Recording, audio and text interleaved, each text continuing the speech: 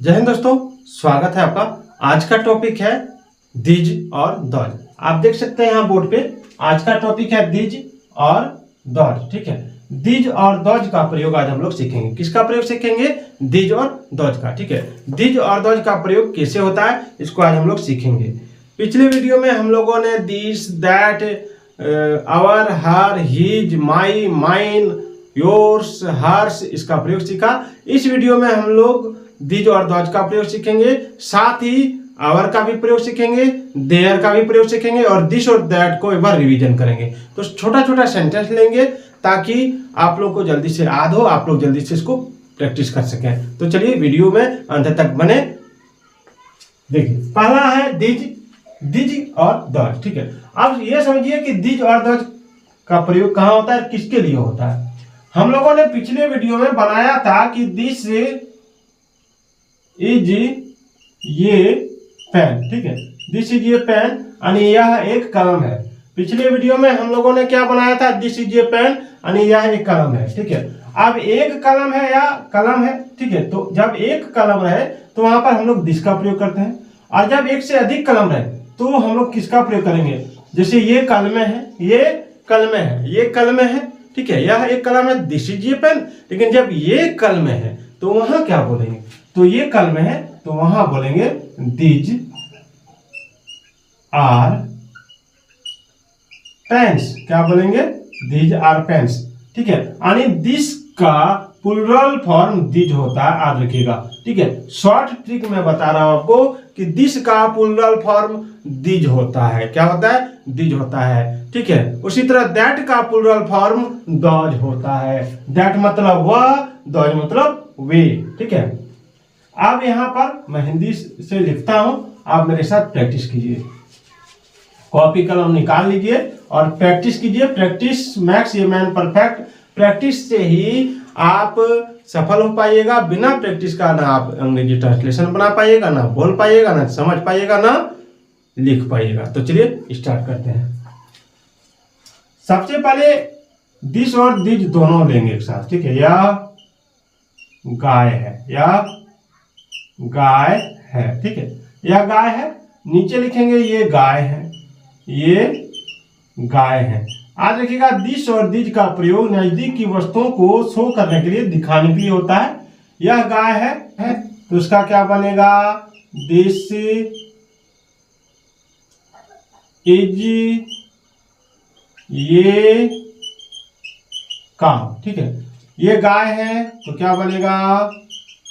These are cows. ठीक है, बहुत सारी गाय है तो प्लूरल फॉर्म का प्रयोग होगा। ठीक है, यह गाय है तो दिस इज ए काउ, ये गाय है तो दीज आर काउज, ये बनेगा। ठीक है, याद रखिएगा यह और ए का प्रयोग, ठीक है, नजदीक की वस्तुओं को दिखाने के लिए होता है। यह और ए का प्रयोग नजदीक की वस्तुओं को दिखाने के लिए होता है। जैसे हम किसी कुआं के पास खड़े हैं तो सामने है तो बोलेंगे यह कुआं है, तो दिस इज ए वेल, या कुआं, दिस इज ए वेल। लेकिन जब हम दूर खड़े हो जाएंगे बोलेंगे that is a well, that is a well. समझ में आ रहा है आपको? ठीक है, अब हम अगला सेंटेंस लेते हैं। मिटाने वाला कहां गया? यहां है, को मिटा देते हैं। अगला सेंटेंस आप ले लीजिए। ये घर है, घर है। ठीक है, ये घर है तो ये घर है तो बहुत सारा घर है, इसलिए दीज का प्रयोग होगा। These are houses, houses, these are houses. ठीक है, अब है, अगर इसी में हम लिखते हैं यह घर है, यह घर है तो क्या बनेगा? सीधा इसका बनेगा दिस इज ये हाउस। ठीक है, एक जरा आप लोग वीडियो में बने रहिएगा।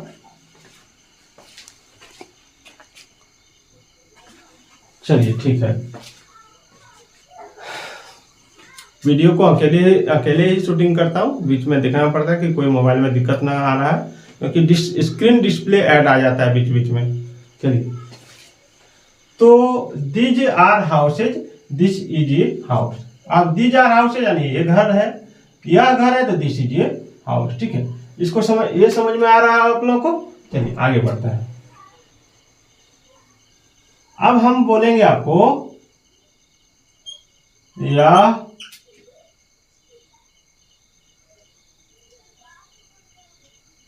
कलम है। ठीक है, यह कलम है, यह कलम है। उसके बाद ये कलमें हैं। ध्यान दीजिएगा, यह कलम है, ये कलमें हैं। ठीक है, चलिए हमने क्या लिखा, हमने लिखा है यह कलम है और ये कलम है। ठीक है, तो जब यह कलम है और ये कलमें हैं लिखते हैं तो एकदम इजी है। यह कलम है तो क्या लगाएंगे, दिस इज ए पेन। ये कलमें है तो दीज आर पेन्स। ठीक है, दीज आर पेन्स। अगर आप जान रहे हैं तो कमेंट कीजिए कि इसका क्या बनेगा। ठीक है, मैं बना देता हूं।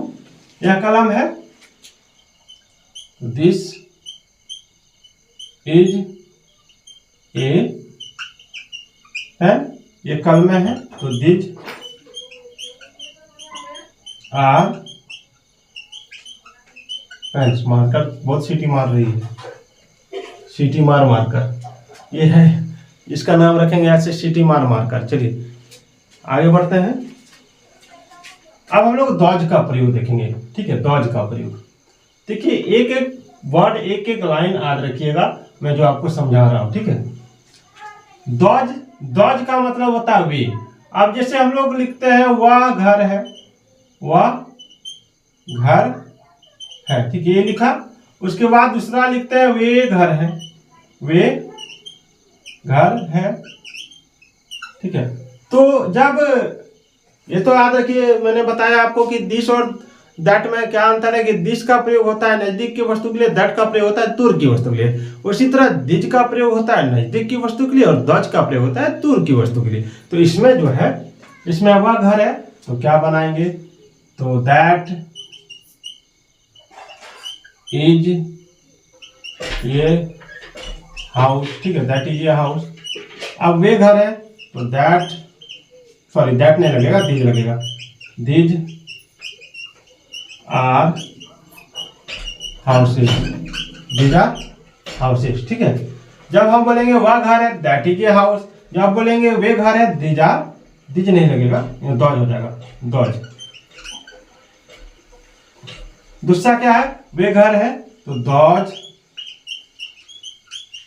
Are houses. क्या बना दिया, डॉज आर हाउसेज। ठीक है, अब इसी तरह का कुछ सेंटेंस है, जैसे वह कलम है दैट इज ए पेन, वे कलम है तो डॉज आर पेन्स। ठीक है, वह कलम है दैट इज ए पेन, वे कलम है डॉज आर पेन्स। ठीक है, वह पेड़ है दैट इज ए ट्री, वे पेड़ है डॉज आर ट्रीज। ये चीज आपको समझ में आ रहा है। चलिए आगे बढ़ते हैं।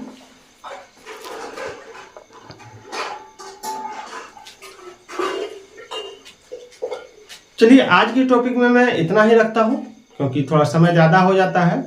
तो अगले वीडियो में जो टॉपिक रहेगा वो रहेगा आपका कि कहाँ ए का प्रयोग करेंगे, कहाँ एन का प्रयोग करेंगे। ठीक है, ए एन का प्रयोग मैं आपको कल सिखाऊंगा। तो फिर मिलते हैं अगले वीडियो में, तब तक के लिए जय हिंद, जय भारत।